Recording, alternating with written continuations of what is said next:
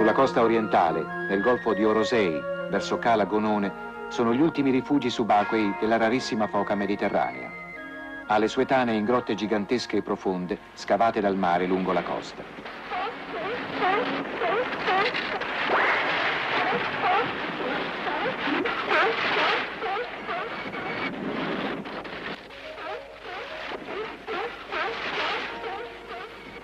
Davanti al suo subacqueo antro, ecco il guizzo di una delle ultime testimoni della fauna quaternaria, quando il clima mediterraneo era tanto più freddo.